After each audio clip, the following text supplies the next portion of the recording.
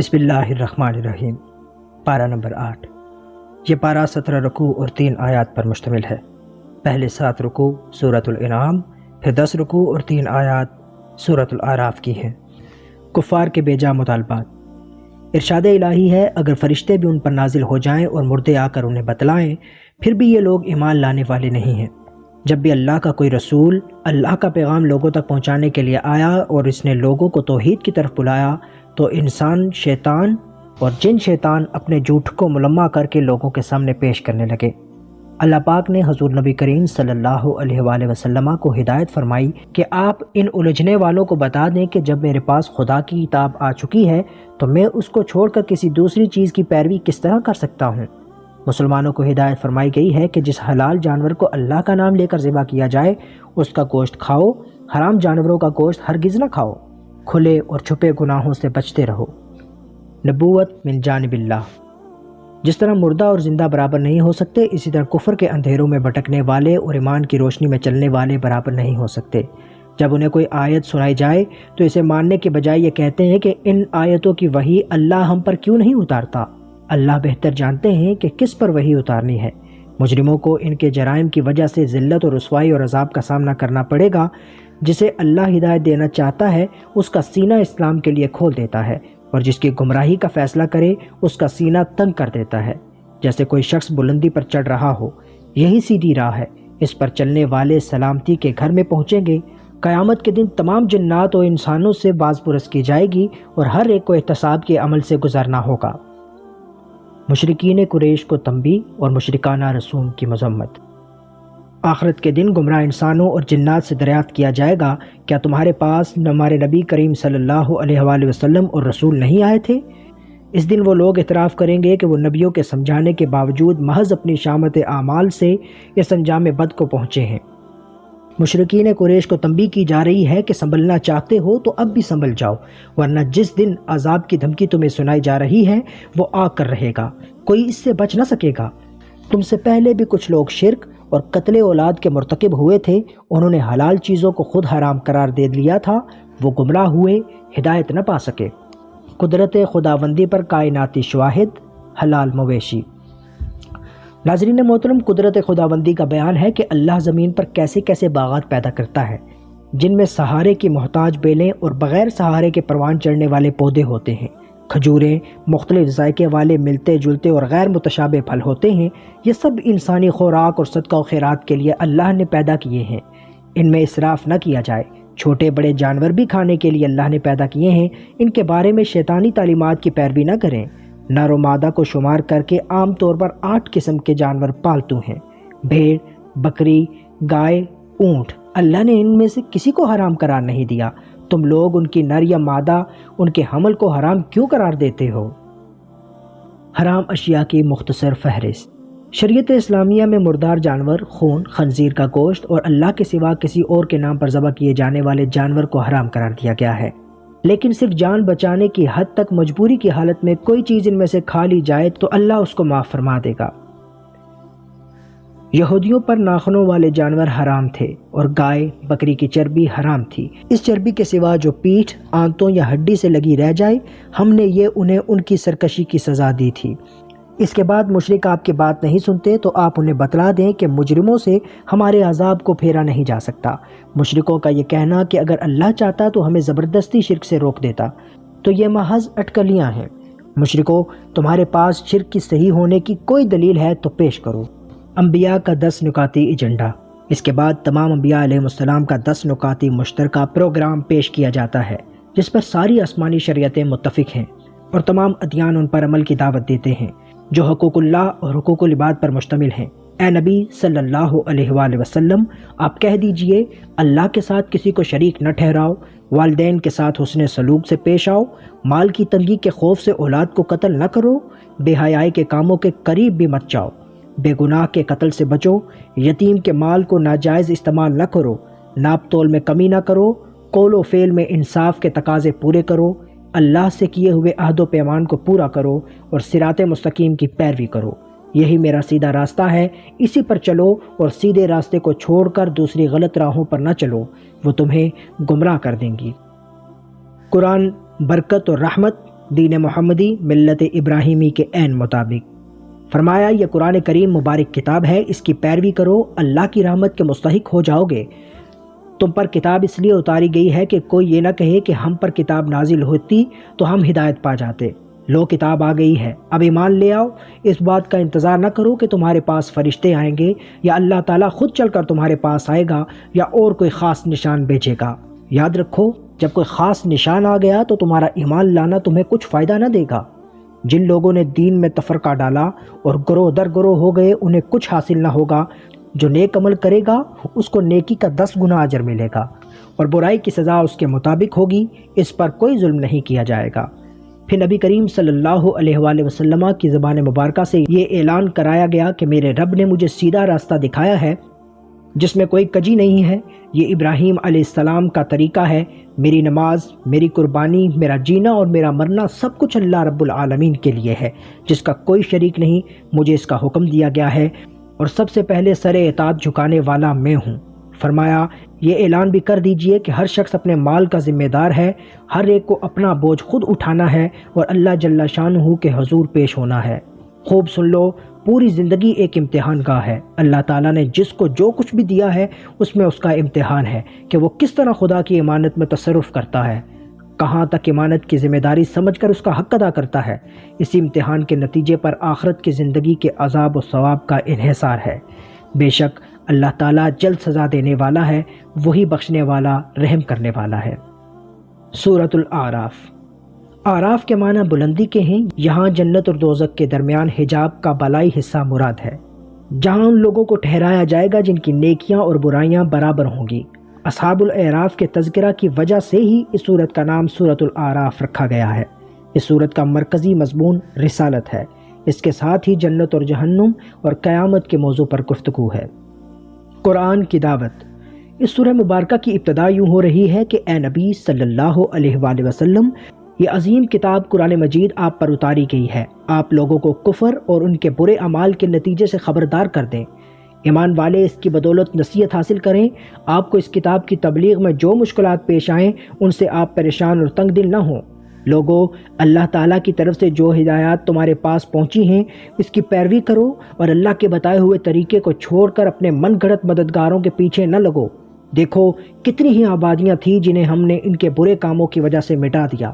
جب عذاب کی سختی آئی تو ان کی ساری شرارتیں ختم ہو گئیں اور لگے کہنے کہ اللہ، ہم بلا شبہ ظلم کرنے والے تھے۔ دیکھو جن لوگوں کی طرف رسول بھیجے گئے ان سے ضرور پوچھا جائے گا کہ تم نے پیغمبروں کی بات سنی یا نہیں، اور پیغمبروں سے بھی پوچھا جائے گا کہ تم نے اللہ کی بات پہنچائی یا نہیں۔ قیامت کے دن عمل ضرور تولے جائیں گے، جس کی نیکیوں کا پلہ بھاری نکلے گا کامیاب وہی ہوگا، بدکار تو نقصان ہی اٹھائیں گے۔ اور دیکھو ہم نے تمہیں زمین میں بسایا اور زندگی کے سر و سامان مہیا کیے، مگر تم بہت کم شکر ادا کرتے ہو۔ قصہ آدم علیہ السلام و ابلیس۔ تکبر رسوائی دیتا ہے۔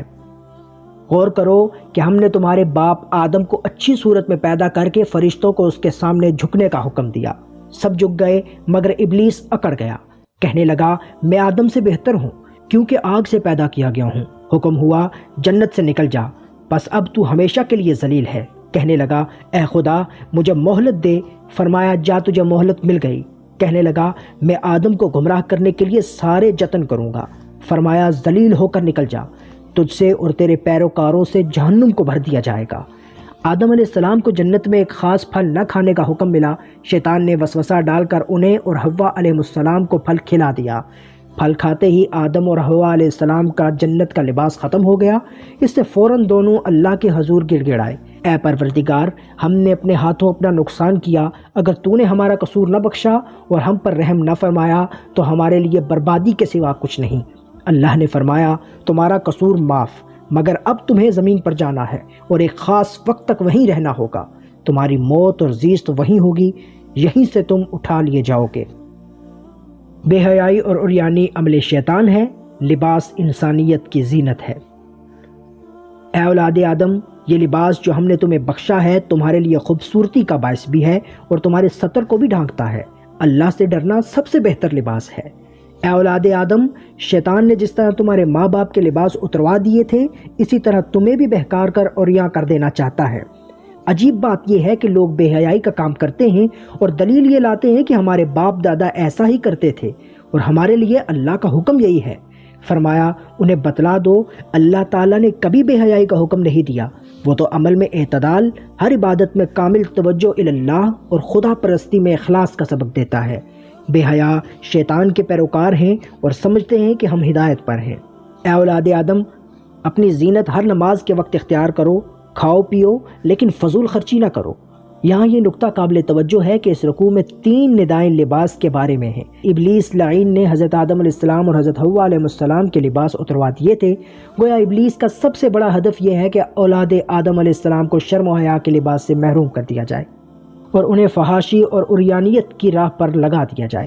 ستر کے تقاضے پورے کرنے والا لباس انسان کو حیوان سے ممتاز کرتا ہے۔